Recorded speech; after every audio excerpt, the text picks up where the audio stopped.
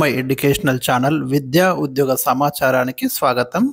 Daily GK and current అఫైర్స్లో ఇవాళ 293వ video. ఈరోజు కూడా లేటెస్ట్ కరెంట్ అఫైర్స్ అయితే మీకు అందించడం జరుగుతుంది. ఇలాంటి డైలీ అప్డేట్స్ కోసం ఛానల్ని సబ్స్క్రైబ్ చేయండి, వీడియోను లైక్ చేయండి.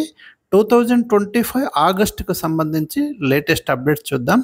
క్వశ్చన్ నెంబర్ 1, అత్యధిక కాలం కేంద్ర హోంమంత్రిగా పనిచేసిన వ్యక్తిగా ఇటీవల ఎవరు రికార్డు సృష్టించారు? దీనికి ఆన్సర్ వచ్చేసి అమిత్ షా అండి.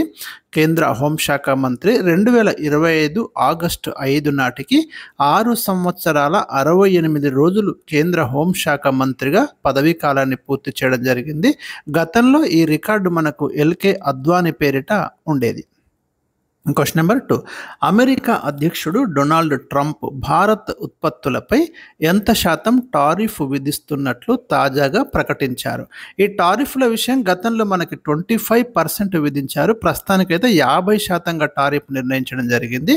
ఇది 2025 ఆగస్టు 27 నుండి దీన్ని ఇంప్లిమెంట్ చేస్తానని రీసెంట్గా అమెరికా అధ్యక్షుడు ప్రకటించారు. సో ఇది చాలా బర్నింగ్ ఇష్యూ, చాలా డిస్కషన్ అయితే నడుస్తుంది. వరల్డ్ వైడ్గా చాలా కంట్రీస్ మీద అమెరికా మరి టారిఫ్స్ అయితే విధిస్తుంది. అందులో భారత్ మీద 50% విధించారు.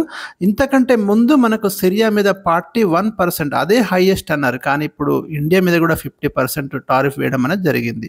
క్వశ్చన్ నెంబర్ 3, ఇటీవల భారత్ నుండి రామ్సార్ జాబితాలో చేరిన చిత్తడి నేలలు ఏవి? చాలా ఇంపార్టెంట్ అండి. ఇది మనకి వెట్లాండ్స్ ఉంటాయి కదా, ఈ వెట్లాండ్స్ మనకి రామ్సార్ అగ్రిమెంట్ ప్రకారం వీటిని గుర్తిస్తారు. రామ్సార్ అనేది మనకు ఇరాన్లోని ఒక నగరం, అక్కడ కుదిరినటువంటి అగ్రిమెంట్ని మనం రామ్సార్ అగ్రిమెంట్ అంటాం. వెట్లాండ్స్ ప్రొటెక్షన్ కోసము, చిత్తడి నేలల పరిరక్షణ కోసం. రీసెంట్గా మనకు ఇండియా నుండి కిచ్చార్ అండ్ మెనాన్ రాజస్థాన్లోని ఈ 2 ప్రాంతాలను రామ్సార్ జాబితాలో చేర్చడం జరిగిందండి. మొత్తం ఇండియా నుండి ఇప్పటి వరకు ఈ 2 సైట్స్ కలిపితే 91 ప్లేసెస్ మనకు రామ్సార్ లిస్టులో చేరినాయి. క్వశ్చన్ నెంబర్ 4, 2025 ఆగస్టు 7న ఎంఎస్ స్వామినాథన్ శత జయంతి అంతర్జాతీయ సదస్సు ఎక్కడ జరిగింది? దీన్ని న్యూఢిల్లీలో నిర్వహించారండి. ఈ సందర్భంగా భారత ప్రధాని స్వామినాథన్కి నివాళిగా ప్రత్యేక నాణెం, పోస్టల్ స్టాంపు విడుదల చేశారు.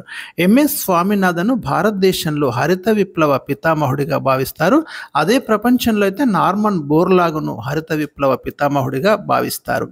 క్వశ్చన్ నెంబర్ 5, దేశవ్యాప్తంగా పాఠశాలల్లో పచ్చదనం, పరిశుభ్రత పెంచడానికి కేంద్రం ఇటీవల ఏ కార్యక్రమం చేపట్టింది? స్వచ్ఛ ఏవం హరిత విద్యాలయ రేటింగ్ అనే ప్రోగ్రామ్ని సెంట్రల్ గవర్నమెంట్ రీసెంట్గా తీసుకుంది. క్వశ్చన్ నెంబర్ 6, 2024-25 ఆర్థిక సంవత్సరంలో ఏ రాష్ట్రం అత్యధిక ఎగుమతులు జరిపింది? ఇండియా నుండి ఏ స్టేట్ ఎక్కువగా మనకు ఎక్స్పోర్ట్ చేసింది అనేది ఇక్కడ క్వశ్చన్ అండి. దీనికి ఆన్సర్ డైరెక్ట్ గుజరాత్. ఇక్కడ నుంచి మనకు పెట్రోలియం ఉత్పత్తులు, ఆభరణాలు, రత్నాలు ఇవైతే ఎక్స్పోర్ట్ అవుతున్నాయి. ఈ విషయంలో తెలంగాణ 7th పొజిషన్లో ఉంది. Question number 7, WHO world health organization అంటాం, దీన్ని జెనీవాలో ఉంది.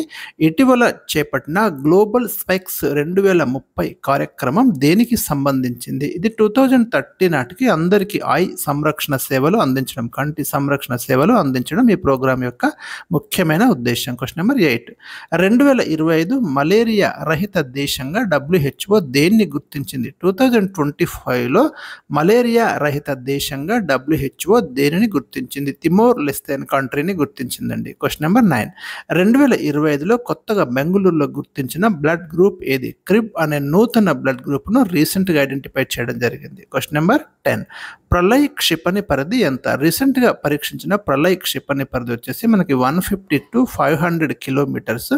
దీన్ని సర్ఫేస్ టు సర్ఫేస్, ఉపరితలం నుండి ఉపరితలం లక్ష్యాలను ఇది ఛేదించగలదు. సో ఇవి మనకు ఈ రోజు ఉన్నటువంటి latest current affairs. Thank you for watching.